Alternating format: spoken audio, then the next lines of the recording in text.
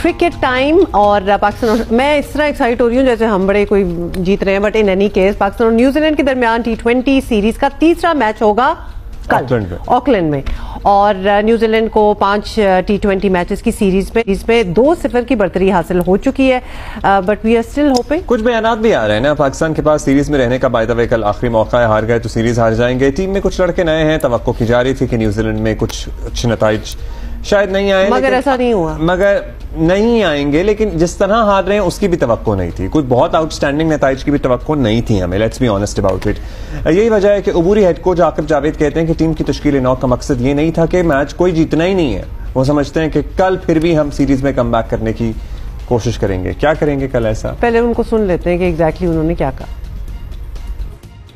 New Zealand की conditions हैं, इनमें प्रॉब्लम तो आती है, जिसने ज़्यादा बाहर क्रिकेट नहीं खेली होती पाकिस्तान से, उसको स्टीप बाउंस है या थोड़ी स्विंग है, अर्ली ऑन प्रॉब्लम होती है। इनको लाना और इनसे इन टफ कंडीशंस में जो परफॉर्म करेगा वो फिर लंबा जाएगा। से ठीक है, लोग नाराज़ होते हैं, जीतना चाहते हैं हर वक्त, हम भी ऐसे ही जीतना चाहते हैं, बट कभी थोड़ी सी देर हो जाती है। बट आई थिंक कल का जो मैच है पूरे मोटिवेटेड हैं और will try to win tomorrow's game.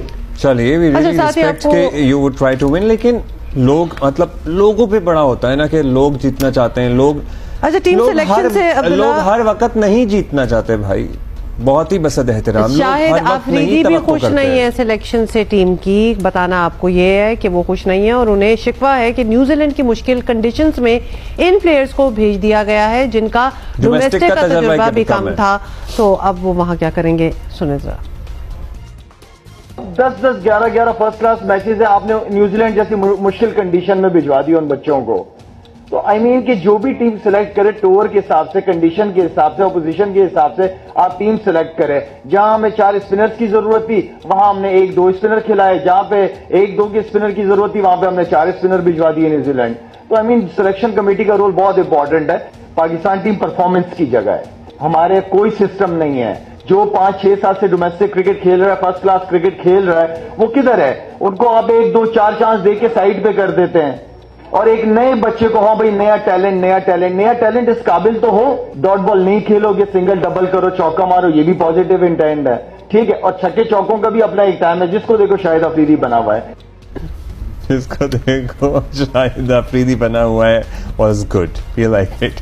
यही आपने देखा है सारी चीज़ कहा कि जिसको देखो शाहिद अफरीदी बना हुआ है। छक्को चौकों का भी एक वक्त होता है, कोई टाइम होता है, कोई मौका होता है, कोई महल होता है। अच्छा बाय द वे, लेकिन शाहिद अफरीदी की बात से इत्तेफाक किया जा सकता है, जिस तरह की शायद आप कर भी रहे होंगे, लेकिन जो हमारे दूसरे प्लेयर्स गए हुए हैं, जो पुराने प्लेयर्स हैं, वो कौन सा कोई बड़ा खास खेल रहे हैं, so that is also a question.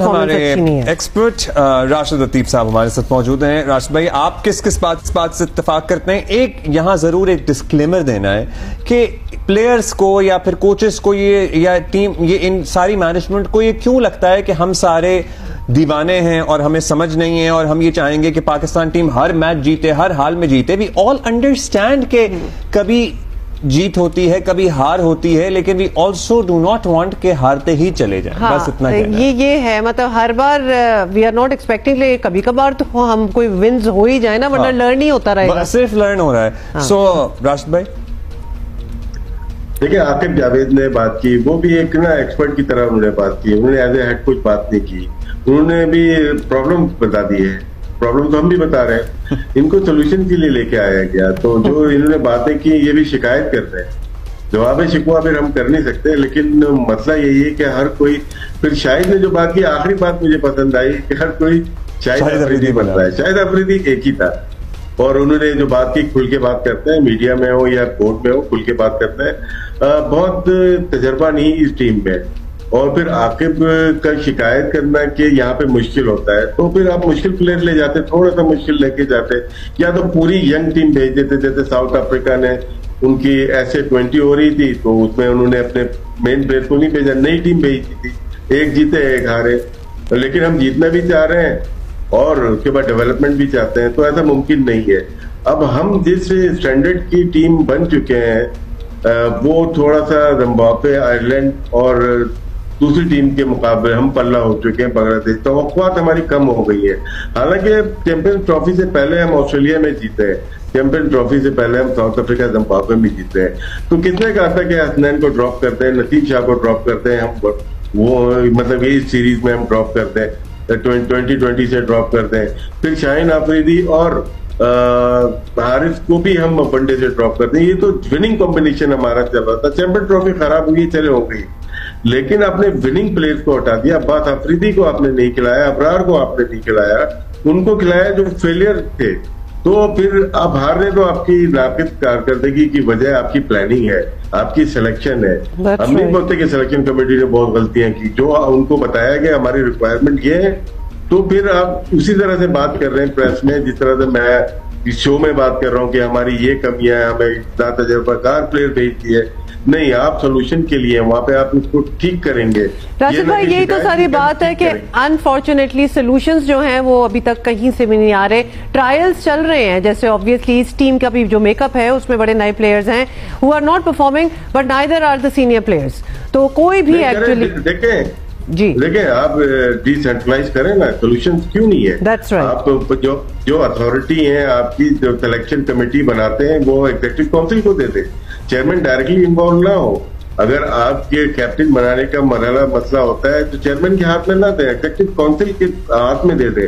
तो ये मसाइल है। फिर आप जब सिटीज की टीम बनाते हैं, चेयरमैन तो वैसे भी सिलेक्शन के मामलात में कोई अमल दखल नहीं कर रहे हैं अपेरेंटली, यही कहना है हमेशा से पीसीबी का। लेकिन पाइपलाइन में प्लेयर जब आएंगे, देखें अभी क्रिकेट अथॉरिटी वहां बोर्ड में बैठ के अगर कराची रीजन की टीम बनेगी, फैसलाबाद रीजन की टीम बनेगी, तो फिर आप सोच सकते हैं मुकामी सेलेक्टर्स को मौका दिया जाए कि वो अपने प्लेयर खुद चुने। राइट। तो अगर इसको डिसेंट्रलाइज किया जाए, और देखें पहले आपको इसको बेहतर तौर पे कॉन्स्टिट्यूट करना पड़ेगा अपनी पॉलिसीज को।